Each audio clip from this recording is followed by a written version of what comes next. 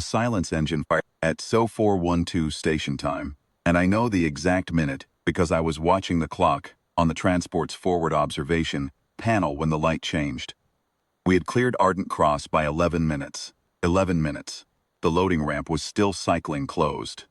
When Captain Audra punched the burn sequence and the transport lurched into its departure corridor, I remember thinking she was overcautious. There were still 4 civilian haulers in the queue behind us. I watched their nav beacons on the board as we climbed. Then the light changed. The Verikai silence engine was a platform, orbital, rated for traffic management. That was the classification in their own filing system. What it actually did was project a coherent denial field across a 2-kilometer radius at adjustable intensity. At minimum setting, it scrambled nav systems and forced vessels into emergency lockdown. At full rating, it heated hull plating to structural failure in under 90 seconds. The Dominion had filed an evacuation notice 72 hours prior. Standard administrative language. Formal header, correct stamps, routed through the Ardent Cross station master's office. The notice cited a scheduled infrastructure calibration and advised civilian traffic to clear the zone. 72 hours sounds like time. It isn't when you are moving 4,000 people through a transit hub running 3 functioning docking arms on a maintenance cycle. The station master filed 2 objections. Both were acknowledged. Neither was actioned. I watched the light change through 6 centimeters of forward viewport glass. The silence engine at full rating looks like a second sunrise. A clean white pulse that expands and holds. Not an explosion, nothing dramatic. Just a steady, brilliant wash of light that doesn't stop. I watched the 4 nav beacons behind us go dark, one after another, the way a string of lights goes out when you pull the breaker. Then the station's own running lights dropped. Then nothing. 4,107 people. The Verikai filed the incident as a traffic control action. Outcome: zone cleared. Paperwork was completed within the hour. An efficiency note was appended by the duty administrator. I flew home in the transport's cargo hold because I could not sit in any space with a viewport for the rest of that journey. Someone gave me a blanket. I don't remember who. The Iron Ledger was not a fast thing to build. 8 months, 3 weeks, and 4 days passed between the burn at Ardent Cross and the moment the fleet designation was formally assigned. I know because I counted them. I had been embedded with the planning staff by month 2. A witness attachment, official language, which meant I sat in rooms where quiet people compiled lists and said very little to me. I did not mind. I was not there to talk. The name came from the lead analyst, a woman named Commander Sarah Lind, who had been running casualty documentation for 6 years and had particular stillness of someone who had stopped being surprised by numbers a long time ago.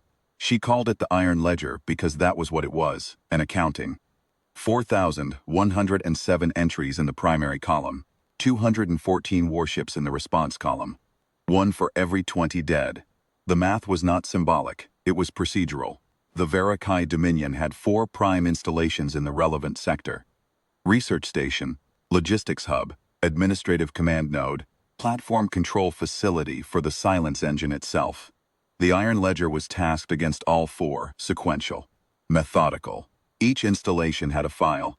Each file had a projected completion time. The files were prepared in the Dominion's own administrative format.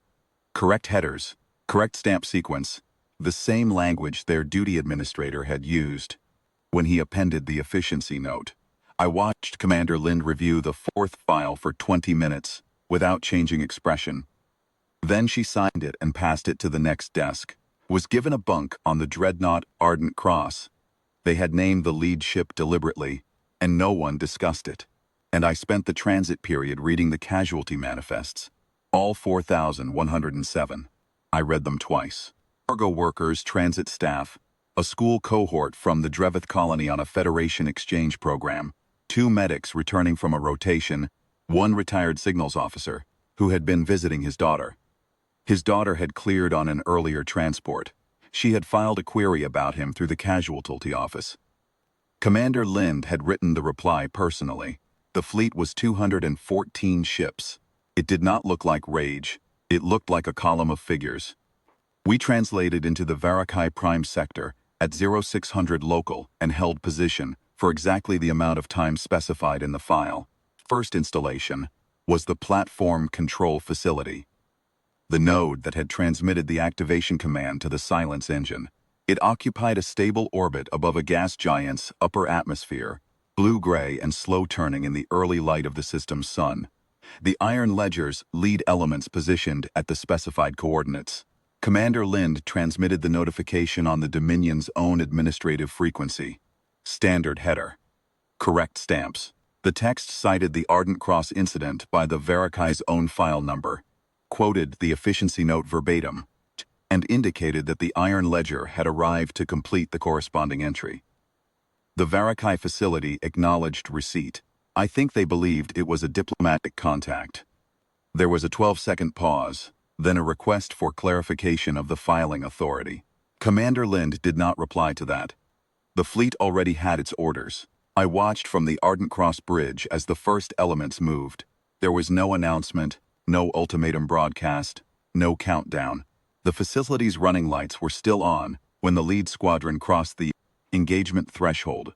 They went off in sequence, not the way the Ardent Cross lights had gone off, one string pulled, but methodically, section by section, as each element of the installation went dark and stopped transmitting.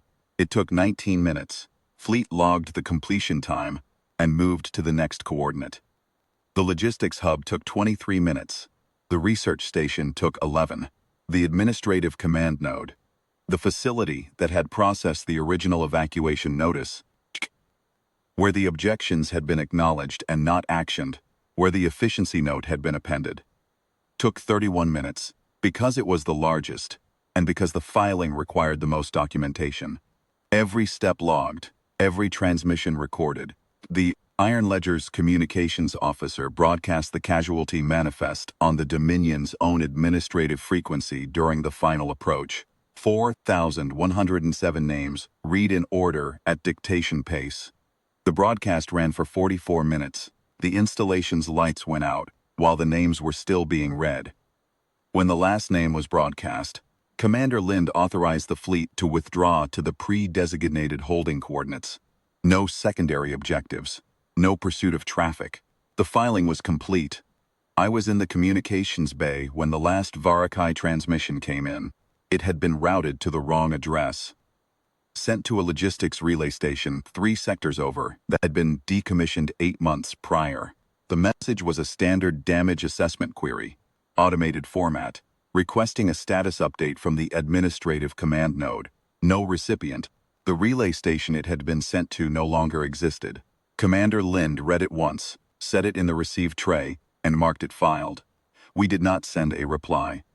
There was nothing in the accounting that required one.